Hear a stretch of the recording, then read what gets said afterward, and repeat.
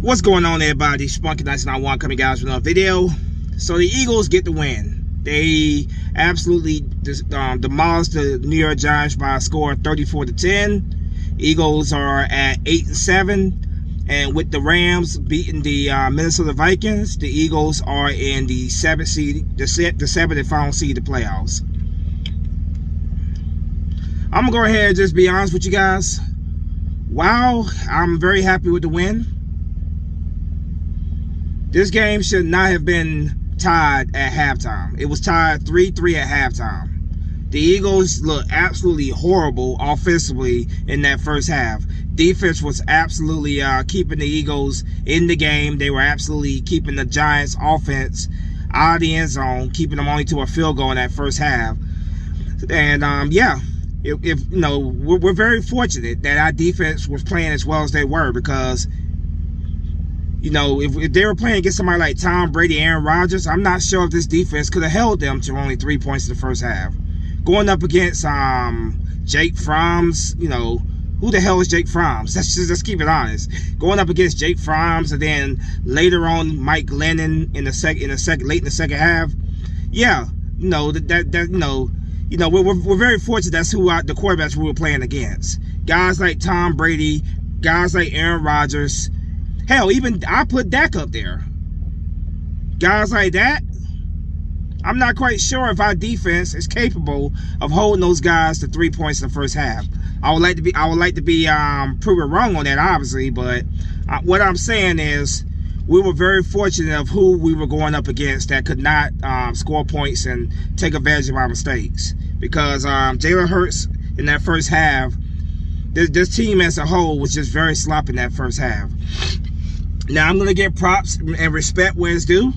Jalen Hurts and the Eagles' offense in that second half came out, and they were on the road. They scored 17 points in the third quarter and another 14 in the fourth quarter. So they were absolutely on fire in that second half.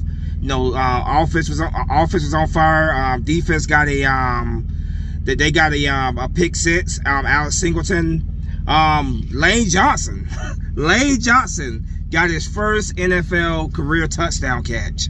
His first NFL catch. It only took 9 seasons for him to do that. You know, I'm just joking. Of course, he's a right tackle. But you know what I mean. I was just like, wow, that was just truly unbelievable. Lane Johnson got in there, got a piece of the action, catching a touchdown. Congratulations to Lane Johnson for that. But all I'm saying is this, man. I like Jalen Hurts. I want to believe in Jalen Hurts. But I'm not impressed. I am not going to be one of these guys that's going to sing his praises as if he's the second coming of Tom Brady because he's out here beating bad teams. I'm not doing it. I'm not doing it. I hope that he continues to improve and get better because he's my quarterback. He's on my team. I don't care who the starting quarterback of the Eagles is. All I care about is winning. Jalen Hurts has got a lot of work to do. You know, he still throws some ill-advised throws at times, which he's very lucky and not picked off. He's very lucky that they're either knocked away or our receiver is able to make a great play. You know, still his accuracy with the deep ball is still a big question mark. You know, a couple of deep passes he threw, especially that one to Devontae Smith, was very underthrown. Devontae Smith had to readjust and go up there and get that ball. Then he threw a ball that was a ball deep downfield to Quez Watkins, which he's lucky Quez Watkins was able to go make the play because that was still a ill-advised pass that could have been picked off by the New York Giants defender. So I know I'm being critical of Hurts, but these are things that I'm seeing, and these are things that he has to get better at. He has to get better with his progressions, get better with the reads, because in the first half he had a wide open Dallas Goedert in the end zone. Instead, he threw the ball to a very well-covered Jalen Reagor that had no chance in hell of going for a touchdown. So, yeah, I want to believe in Jalen Hurts. I want to believe that this guy is our franchise quarterback, but I'm just not there. I'm sorry. And if that pisses people off, I'm sorry. I'm just being very honest with you guys. I'm not. And we're winning a lot in part because of our running game. Jalen Hurts has not shown me enough for me to believe that if the game is on the line, Jalen Hurts can lead us to a victory with his arm. I'm just not there yet. I'm hoping that as time goes on, he's only his second year, as he progresses and matures more, we start seeing more games where he's going up against top defenses, top quarterbacks, and he's putting up good, consistent numbers, and he's leading us to victory. But until I see that, I am not going to sing his praises and act like he's the second coming of Tom Brady, like I've seen so many Eagle fans do online. I never got to that childish Wentz versus Foles. I never got to that childish Wentz versus Hurts. And now, of course, Hurts versus Minshew. I never got to any of that childish nonsense. Because at the end of the day, I don't give a damn. I do not give a damn who the Eagles starting quarterback is. All I care about is winning. It's that Birds logo before it is any player on this team. And I'm seeing with these diehard Hurts fans, just the same thing I saw with the diehard Wentz fans. There are many of them putting him on a pedestal, and you know, they love to claim that you're a fake fan if you call out, if you criticize a quarterback. They love to claim that you're not a real fan, and he's on a pedestal. You cannot criticize him. I call bullshit on that. I don't care who it is. I don't care what player on this team. I will praise a player when he plays well, and I will continue to criticize a player when he plays terrible. Just the same thing that I did with Carson Wentz, I'm doing the same thing with Jalen Hurts. I'm doing the exact same thing. Winning is all I care about. Who the quarterback is on the center, I do not give a damn. So I just had to go on that little rant there. What's going on, everybody? Eagles get the win, 34-10. Like I said, they beat a bad team, a team that they should have beat. They should have swept, let's be honest. They should have beat this team, when they previously played them in MetLife. And this game was looking like it could have been another repeat of that game. The Eagles were just absolutely atrocious offensively in that first half. But like I said, to their credit, in the second half, they made their adjustments, and they came and ran up the score. So the Eagles are now at 8-7. The Eagles are now sitting in the 7th seed of the playoffs. The Eagles are in a position right now where they control their destiny. All they have to do is, continue to perform well. They got Washington again next week, and they close out the season against the Dallas Cowboys. They are now 2-2. Their division record is now 2-2. Gotta keep winning. The Washington football team plays the Dallas Cowboys tonight, and the Eagles play the Washington football team next week. And then, like I said, following that, they close out against the Dallas Cowboys. So the Eagles control their own destiny. The Los Angeles Rams did us a huge favor by beating the Minnesota Vikings. We are in the 7th seed. If the season ended today, we would be in the playoffs. But as we all know, the season does not end today. There's still 2 more games on this regular season schedule that we have to go out there and do our thing. We have to go out there and win. But, you guys know how I do. After every win, I go over the stats for you guys. Then, of course, I close the video out talking a little bit more about the game. But here we go. Here's the stats for this game. Jalen Hurts was 17 for 29, 199 yards, 2 touchdowns. So not numbers that's just going to stick out there to you. The guy played a good game, in that second half particularly. He played a good game, but not a great game, a good game. Now, when it came to running, Miles Sanders, who got hurt early in this game, he suffered a hand injury, crossing our fingers that it's nothing serious, that he'll be back. But Miles Sanders had 7 carries for 45 yards. His average was 6.4 yards a carry. Boston Scott, 12 carries for 41 yards. He also had a rushing touchdown. He averaged 3.4 yards a carry. Jordan Howard, 9 carries for 37 yards, averaged 4.1 yards a carry. And Jalen Hurts only ran twice in this game, which is, that's very low for him. Obviously, he's a running quarterback, but he only ran 2 times for 7 yards, averaged 3.5 yards a carry. Now, when it came to the receiving game, the passing game, Devontae Smith caught 5 catches for 80 yards. He had a touchdown, which was a crazy play. Just let me say that real quick. A crazy play where it was called a touchdown on the field. Then they came out and said it's an incomplete pass. Then they went and reviewed it again, and then they gave the touchdown to Devontae Smith. Now, Quez Watkins had 3 catches for 43 yards, including a bomb downfield from Jalen Hurts, which, like I said, Quez Watkins, thank God, made the play and caught that ball, because it was a ill-advised throw on Jalen Hurts' part, but Quez Watkins went up there and got the ball. So, great catch by Watkins.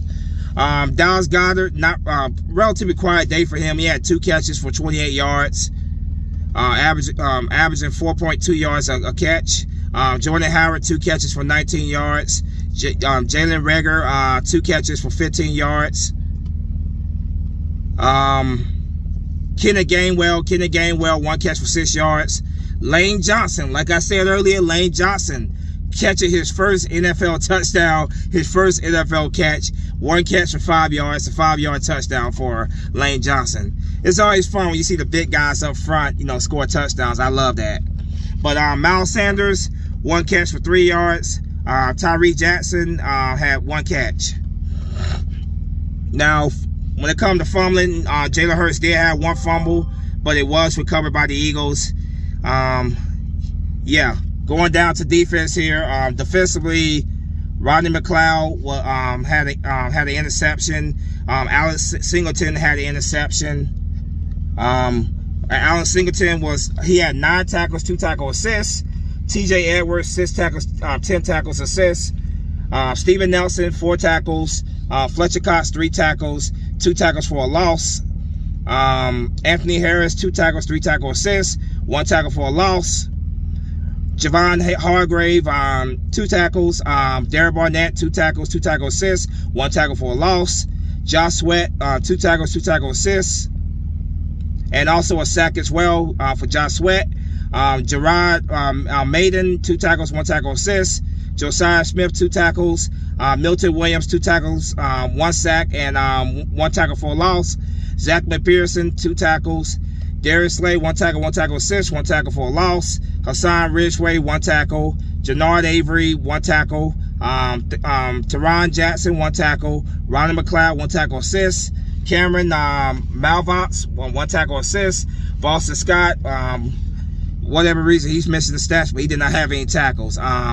Andre Karachi, 1 tackle assist. Marcus Epps, 2 tackles. Yeah, that was the defensive stats.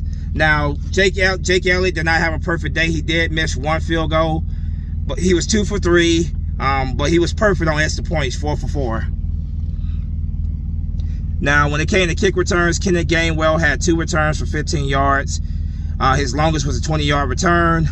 Punt returns, Jalen Reagor had 4, 12.5 yards average, and he had his longest was a 39-yard punt return, which set us up in good position. Yeah, good position there. So, yeah, Eagles get the job done. I'm happy. Don't get me wrong. I'm very, very happy. Winning, getting the W is really all I care about when it comes down to it. But like I said, I'm not going to sit here and praise Jalen Hurts as if he's really doing something that is, like as if he's the second coming of Aaron Rodgers or Tom Brady. I'm not doing that. I hope he continues to improve, because if we're being honest, if we're being truthful, he still has quite a bit of improvement that he has to do. I get it's only his second season, but he has got to get better with his progressions. He has got to find the open man and stop throwing the ball in ill-advised spots. Stop putting your receivers in positions where they could potentially get hurt. So, when I see him go up against the top quarterbacks in this game, top defenses in this game, and I see him win consistently with his arm, then I will be impressed. Then I will be convinced that we may have our franchise quarterback. But right now, when I'm seeing out Jalen Hurts, I'm seeing a maybe average or slightly above average at best quarterback. That's what I'm seeing. He's a guy that could definitely get you wins in the regular season, but is this the guy that's going to win you Super Bowls? And right now, I'm just not convinced. I'm sorry. I'm just not convinced. I have to see far more before I'm convinced one way or the other. But great job, boys, going out there, beating the Giants, a team that you guys should have swept, a horrible football team who, like I said, Jake Fromm and Mike Lennon are 2 terrible quarterbacks. They're 2 career backup quarterbacks, if we're being honest. So, great job doing what you were supposed to do. Now let's go out there and be the team that you are better than. So I applaud them for that. But we got to keep our foot on the gas. We got the Washington football team next week. Let's go out there and get the sweep against the Washington football team. Let's get our record to 9-7. We are right now sitting in the 7th playoff seed. We control our destiny. Thanks, like I said, thanks for the Rams beating the Minnesota Vikings. The Eagles are in position where we control our destiny. Let's get this win next week against Washington, and let's close out the season the following week against Dallas with a win. Let's get in the playoffs. But as always, go Birds. Eagles are 2-2 in division. Let's go 3-2 in division next week. Let's get this win next week. Fly, Eagle, fly. Go Birds. Peace.